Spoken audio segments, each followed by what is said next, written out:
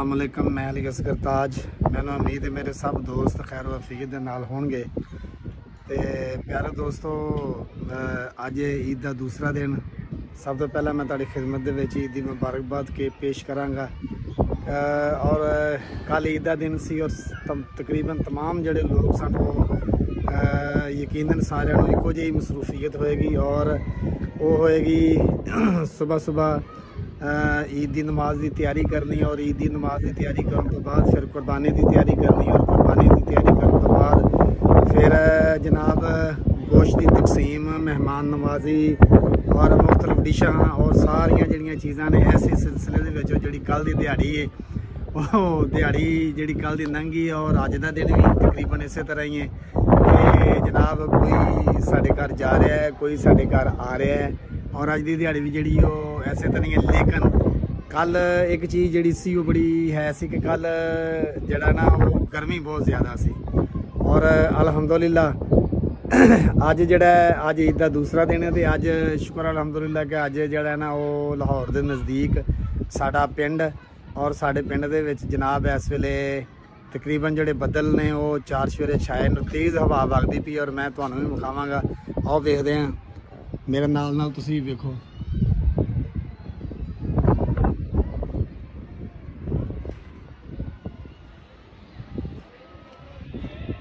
जनाब काले स्याह बदल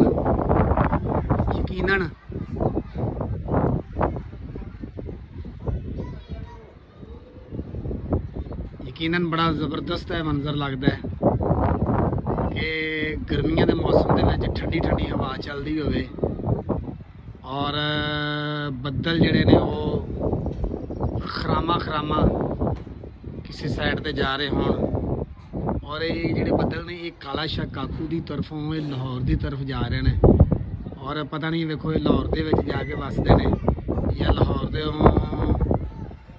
तो अगे जी पाकिस्तान के सरहद उन्होंने क्रॉस करके अगे चले जाते हैं। लेकिन एक चीज़ तो पक्की है कि बारिश जी किसी भी इलाके दे विच होवे उहदे जिहड़े असरात ने वो दूसरे इलाके वाले भी महसूस करते हैं। मिसाल के तौर पर अगर सर्दियों के विच वेख्या जाए तो सर्दियों के विच जिस वेले मरी वालों पाकिस्तान दे विच मरी वालों हवा चलती है और लाहौर वाले जिहड़े ने वो भी वो सर्दी महसूस करते हैं। कहते हैं कि अज जी हवा है वो मरी की तरफों आ रही है। इस तरह ही साढ़े किसी भी खिते दे विच अगर बारिश होंदी है तो वो हवा चलती है तो फिर वो जिहड़े असरात ने इस तरह ही जड़ा ना वो दूसरे लोग भी महसूस करते हैं। यही जी चीज़ है वो साड़ी नेकी दी या बदी दी है। असी अगर मिसाल के तौर पर कोई नेकी करते हैं वो जिहड़े असरात ने साडे मुआशरे के उत्ते पैंदे ने। इस तरह ही अगर कोई असी बदी करते हैं तो वो जिहड़े असरात ने वो भी मुआशरे के उत्ते ही पैंदे ने।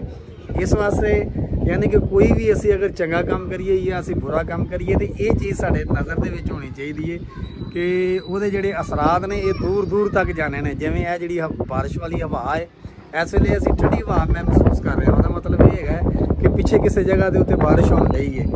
इस तरह ही जी वो ठंडक है मैं महसूस करता पाया। मैं इस तरह ही अगर एक बंदा किसी जगह पर कोई नेकी करता तो वो जिहड़े असरात ने यकीनी तौर पर उत्ते किसी दूसरी जगह पर महसूस जरूर किए जाते हैं।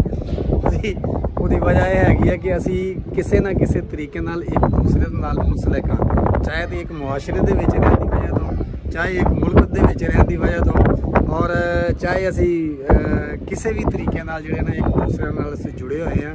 सानू कोई भी चंगी या माड़ी हरकत करने तो पहला सानू ये जरूर सोच लैनी ये चीज़ जरूर सोच लैनी चाहिए कि ये जिहड़े असरात ने ये दूसरों तक भी जिहड़े ने वो पहुँच सकते हैं। लिहाजा तुसी जनाब ये गल जिहड़ी है एवें गल्लां दे विचों गल निकल आई है। लेकिन अज जिहड़ा मैं इंजॉय कर रहा वां वो कर रहा वां जनाब ठंडा मौसम और तुसी भी जनाब एक बारी जड़ा ना वो मौसम इंजॉय करो। मैं तुहानूं एक बारी फिर विखाना वा। लो जनाब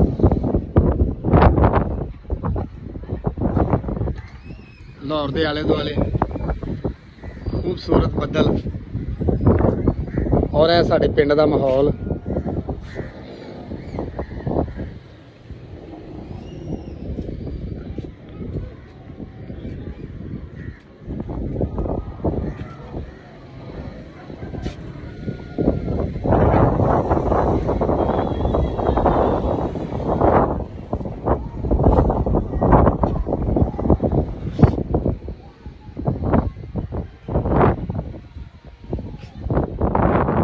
ਦੇ ਮੇਰੇ ਦੋਸਤ ਜਿੱਥੇ ਜਿੱਥੇ ਵੀ ਹੋਣਗੇ ईद मना रहे होंगे, ईद ਦੀਆਂ खुशियां एक दूसरे ਦੇ ਨਾਲ शेयर कर रहे होंगे और साडा हक भी बनता है कि ਅਸੀਂ एक दूसरे ਦੀਆਂ खुशियां ਦੇ ਵਿੱਚ शामिल हो के एक दूसरे ਦੀਆਂ खुशियां ਨੂੰ ਦੁਬਾਲਾ करिए। और मैं समझदा वां कि खुशी जिहड़ी है उस वेले ज़्यादा अहमियत अख्तियार कर जाती है जिस वेले अपनी खुशी नालों ज़्यादा बंदा अगले की खुशी का ख्याल रखता है। अपनी खुशियां दे विच अपने भैणां भरावां नूं, अपने यारां दोस्तां नूं, अपने यारां बेलियां नूं, अपने वालदैन नूं, अपने बच्चों नूं, सारे लोगों नूं अपनी खुशियां दे विच शामिल करो, अपने आया हमसायां नूं, अपने महल्लेदारां नूं, और तुसीं उन्हां दी खुशियां शामिल होवो, उन्हां नूं अपनी खुशियां दे विच शामिल करो। एक दूसरे नाल प्यार दा, मुहब्बत दा, अकीदत दा इजहार करो। ये फर्द रल के तां ही जिहड़े अफराद बनते हैं और जो मुआशरा बनता है।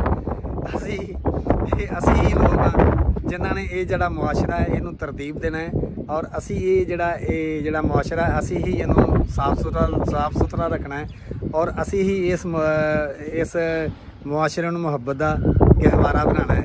तो इस खुशगवार मौसम के नाल अली असगर ताज नू इजाजत दिओ। इंशाअल्लाह फिर किसी नवे व्लॉग दे नाल मैं तुहाडी खिदमत च हाज़र होवांगा। अस्सलाम वालेकुम।